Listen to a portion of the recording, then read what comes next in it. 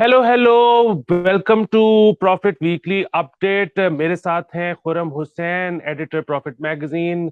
आज मैं बहुत ज्यादा एक्साइटेड हूं इस शो को लेके। उसकी वजह यह है कि शायद आज खुर्रम हुसैन हमें मौत का मंजर ना दिखाएं और शायद वो अच्छी अच्छी बातें करें, क्योंकि डॉलर का रेट नीचे आ गया है। अभी कह रहे हैं लोग कि शायद ये मजीद नीचे आएगा।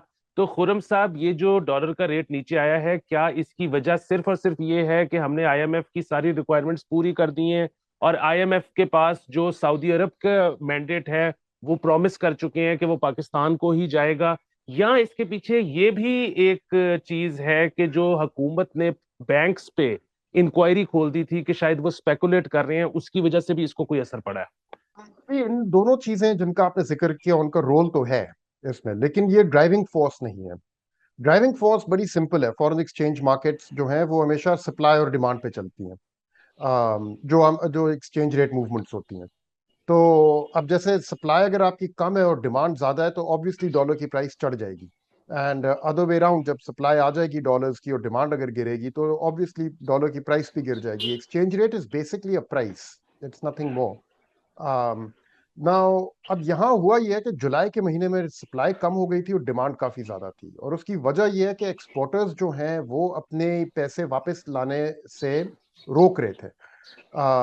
उनको एक्सपोर्टर्स को कोई 120 दिन मिलते हैं अंडर द लॉ, कि जब आपने अपनी कंसाइनमेंट भेज दी, उसकी पेमेंट आपने रिसीव कर ली, आपकी एलसी वहाँ जो भी आपकी डेस्टिनेशन कंट्री है वहाँ पे एक दफा आपके पैसे आ गए, तो आपके पास 120 दिन होते हैं उसको वापस लाने के लिए। उस पैसे के साथ और कुछ नहीं कर सकते, वहां पे आप उनको जाके विथड्रॉ नहीं कर सकते, तो बैंक पे पड़े रहेंगे and you have 120 days to decide when to bring them back.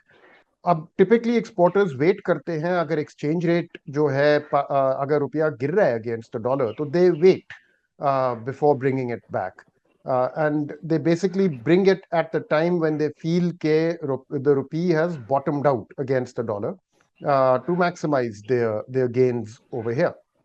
अब जुलाई के महीने में वो रोक के वेट कर रहे थे, और जैसे जैसे डॉलर गिर रहा था, डॉलर चढ़ रहा था, तो मजीद और उनको इंसेंटिव हुआ कि अभी वेट कर लो, wait till it bottoms out. Number one, और नंबर टू, ऑयल पेमेंट्स बहुत ज्यादा हो रही थी पाकिस्तान की। 1.7 अरब डॉलर का फिगर हमें मिला है ऑयल इंडस्ट्री सोर्सेज से, और ओसीएसी ने भी ये फिगर रिकॉर्ड पे डाला है कि जो ऑयल पेमेंट्स हुई हैं, and this is for oil imports जो मई और जून के महीने में आई थी।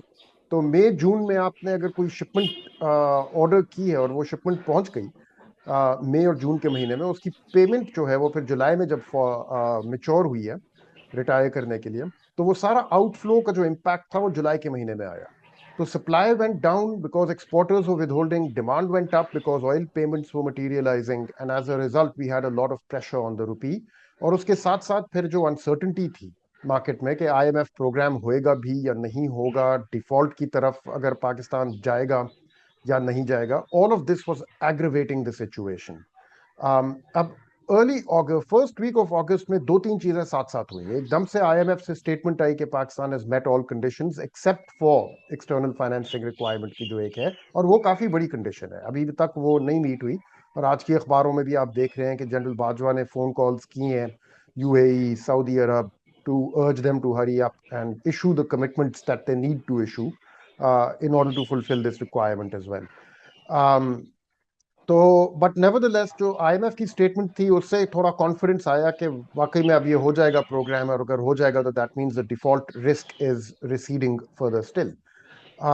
तो और इसके साथ साथ एक्सपोर्टर्स जो थे उन्होंने अपनी नेट ओपन पोजीशंस क्लोज करनी शुरू की, और उसमें फिर ये होता है अली के एक भेड़ चाल चलती है, क्योंकि सब ने अगर रोका हुआ हो अपनी पेमेंट्स को waiting for the rupee to bottom out, अब ये एक स्पेकुलेटिव किस्म की गेम होती है trying to decide when it has bottomed out. And जब वो 245 पे गया, जब वो 249 पे टच कर रहा था इन सम ट्रेड्स, रुपया जो है अगेंस्ट द डॉलर, तो they were all waiting and seeing, and then at some point they made the decision कि बस ठीक है, इट्स बॉटम्ड आउट नाउ, और आईएमएफ का भी अब हो गया है प्रोग्राम, तो यहाँ से ऑनवर्ड्स अब प्रेशर भी कम होना शुरू होगा, and they began to close their positions. और जब एक उनमें से क्लोज करता है तो फिर दूसरा करता है, उस एक को देख के तीन और करते हैं, अपनी पोजीशंस क्लोज। वो तीन को देख के नौ और पीछे कहते हैं यार इन तीनों ने कर दिया, हम भी ले आते हैं अपने। उन नौ को देख के 30 और विल से कि अच्छा ये लोग अगर ले आए हैं तो हम भी ले आते हैं। उन 30 को देख के 100 अदर्स विल से, इस तरह करके एक कैस्केडिंग इफेक्ट आता है इसका। And suddenly they all start piling into the market. ये पहले भी हो चुका है बाय द वे। ये मेरे ख्याल में, मुझे जो याद आ रहा है, 2014 में एग्जैक्टली ये चीज हुई थी एक दफा। जहां एक्सपोर्टर्स ने अपने पैसे रोके हुए थे एंड सडनली सऊदी मनी और Saudi deposit arrive without any announcement. And फिर एकदम से एक्सचेंज रेट गिरा था तब। And that was not because the government or the state bank sold dollars into the market. It was simply because जो exporters अपने पैसे रोक के बैठे हुए थे, उन्होंने देखा कि यार एकदम से जो ये डॉलर इनफ्लो आया है सऊदी अरब से, इसका तो मतलब है supply suddenly increase, the exchange rate will now will start rising और the rupee will start rising against the dollar. Now is a good time to close your position. और सब ने एक साथ क्लोज की थी and there was a sudden fall in the price of the dollar in Pakistan's forex markets at that time. तो वही चीज दोबारा ही हुई है इस दफा। एंड अब ये देखना है कि अगर सारी बेसिकली जो आपकी मई जून जुलाई के जो एक्सपोर्ट्स थे, उनकी पोजीशंस अगर एक एक गो में क्लोज हो गई हैं, तो दैट मींस के अब what we don't know is कि कितनी positions are left open, how many are close. It's a good guess to make pretty much everybody has brought their money back, which means ke ab going forward this avenue is no longer available. So there are no other there are very few export payments left in the pipeline, which is a guess, but it's a good guess to be able to make at this time, I would say. तो आई I think अगस्त के महीने में pressure तो उतर गया exchange rate से। Oil inventories मौजूद हैं, ऑयल पेमेंट्स कोई हैवी किस्म की नहीं आनी अगस्त में। एंड एक्सपोर्टर्स ने सप्लाई पोजीशन को इम्प्रूव कर दिया है। यहाँ से forward now all eyes on the IMF programme. अगर एक दफा वो बोर्ड मीटिंग हो जाए, वहां पे पाकिस्तान का केस अप्रूव हो जाए और पहली ट्रांच रिलीज हो जाए, so then we are in then we would have found stability after that. अच्छा, एक इससे जिमनी सवाल है जो मेरे जैसे लेमैन को अगर आप समझा सकें कि इन 245 पे अगर आप कह लें, जिसने भी एलसी खुलवाई थी, इंपोर्टर या एक्सपोर्टर, उसको नुकसान हुआ है, फायदा हुआ है, या उसको कोई फर्क नहीं पड़ा? नहीं, आई आई वुड से उनको तो फिर हुआ होगा नुकसान। एंड वो तो वही लोग करेंगे। आई मीन उस टाइम पीरियड में जब ये 245 पे टच किया था, तो एलसीज ऐसा खुल भी नहीं रही थी इतनी ज्यादा। एंड जो आपके इम्पोर्टर्स हैं मशीनरी के, नॉन एसेंशियल, अब तब तो मशीनरी को भी नॉन एसेंशियल डिक्लेयर किया हुआ था जुलाई के महीने में। दे वर नॉट ओपनिंग तो LCs. I think raw materials की भी एलसीज जो थी वो ब्लॉक हो रही थी। काफी रिपोर्ट्स तो आई थी हमें मैन्युफैक्चरर से। तो एक तो आई थिंक उस टाइम पे only oil related LCs would have been opened, या essential goods like palm oils and edibles की एलसीज। तो इतनी ज्यादा लोग थे नहीं जिन्होंने बुक किए थे dollars at that time. But जिसने किया था, यस, नुकसान तो उनका होगा। अनलेस वो लेट्स से पाम ऑयल के वो इंपोर्टर्स हैं, तो वो फिर they are able to pass that cost on to the consumer in the form of prices. But नहीं, टू आंसर योर क्वेश्चन, नुकसान तो लाजिम हुआ होगा कुछ। बिल्कुल ठीक है। अच्छा, इस हफ्ते बहुत ही इंटरेस्टिंग स्टोरी रिपोर्ट की पाकिस्तान टुडे ने, प्रॉफिट ने बेसिकली टैग की।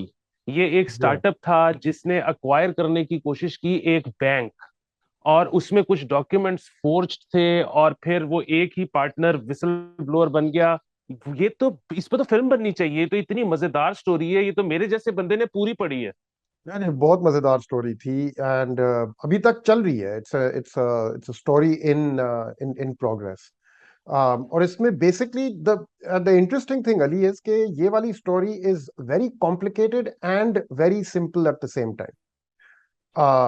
लेट मी एक्सप्लेन इसका मतलब क्या है। सिंपल इस तरह से है कि ये दो नौजवान थे इसमें, तलाल और एहसन के नाम से, जिन्होंने सपोजिडली एक डॉक्यूमेंट सबमिट किया था to the state bank while doing diligence, या जिनकी कंपनी ने एक डॉक्यूमेंट सबमिट किया था while to do due diligence on Samba bank, which they wanted to buy as part of their fintech.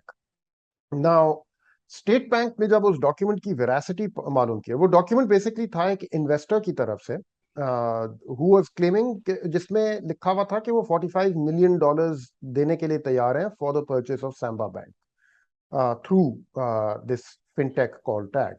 तो व्हाट हैपेंड वाज कि state bank ने जब उस डॉक्यूमेंट की वेरासिटी पता की, तो इट टर्न्ड आउट के it was either doctored, it had been changed, but nevertheless the information contained in it did not stand up to scrutiny. And उसके बाद these the company basically tried to pull out of its due diligence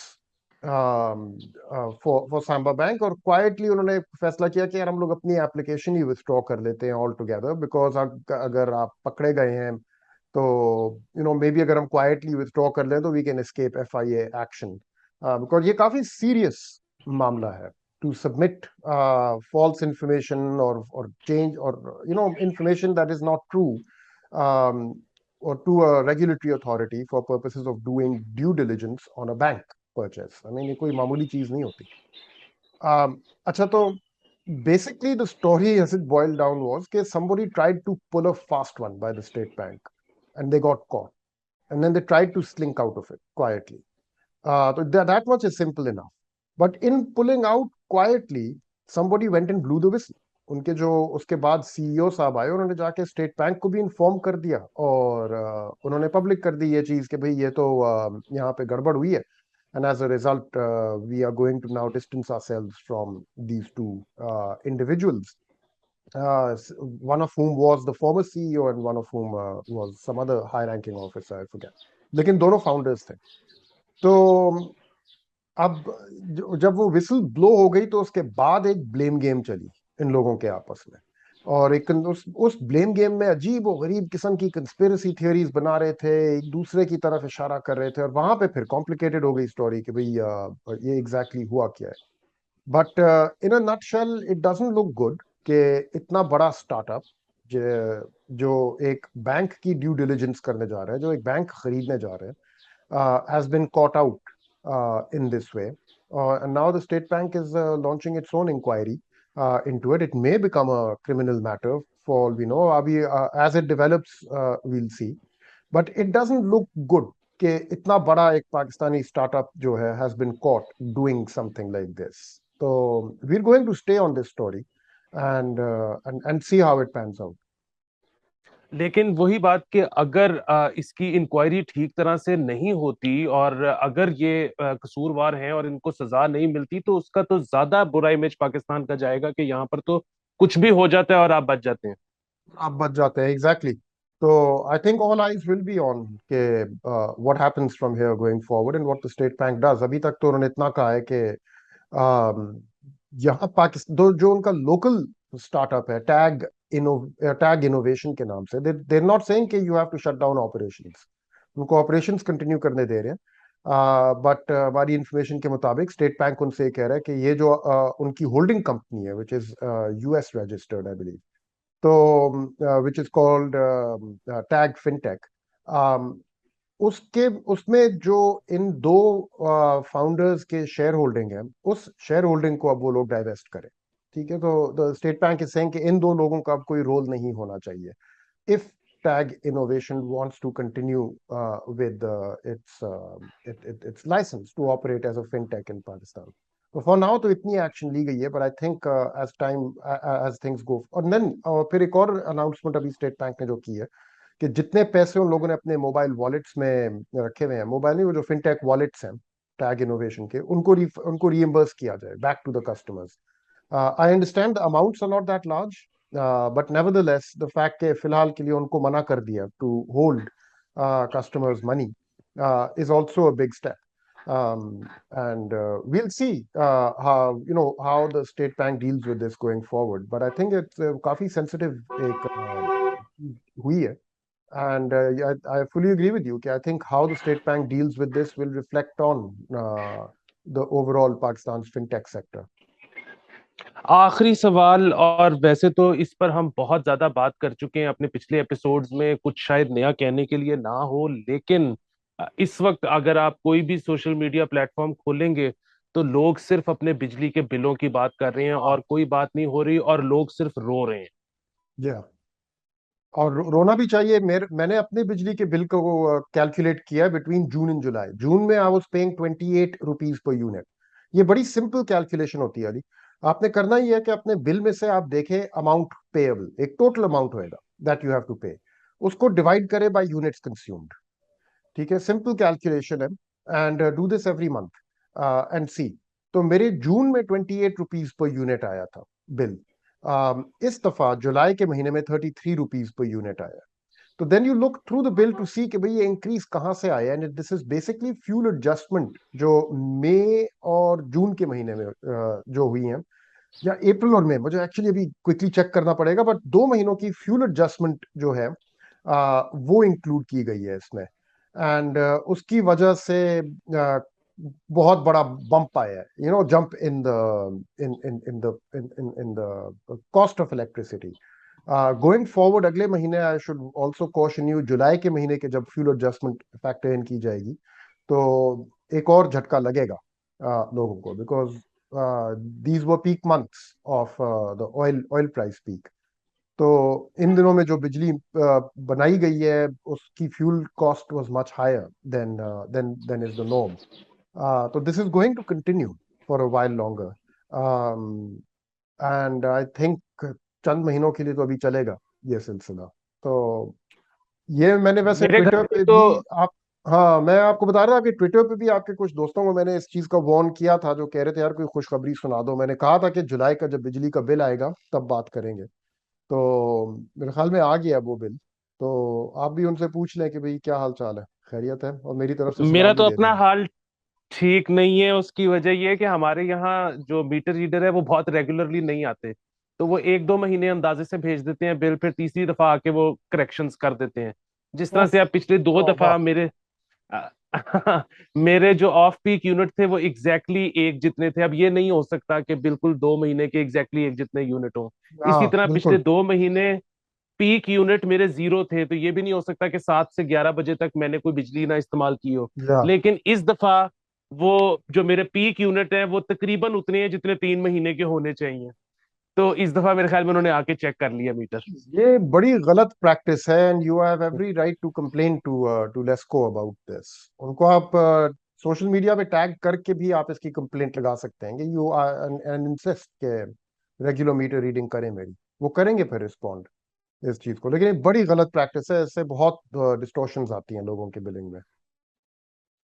thank you Khurram साहब, अगले हफ्ते दोबारा हम मिलेंगे। और सब व्यूअर्स का देखने का बहुत ज्यादा शुक्रिया। अपने सवालात भेजते रहिए, अपने कमेंट्स हमारे साथ शेयर करते रहिए, और इस शो को अपने सोशल मीडिया पर शेयर करना ना भूलिए। अगले हफ्ते फिर मिलते हैं। खुदा हाफिज।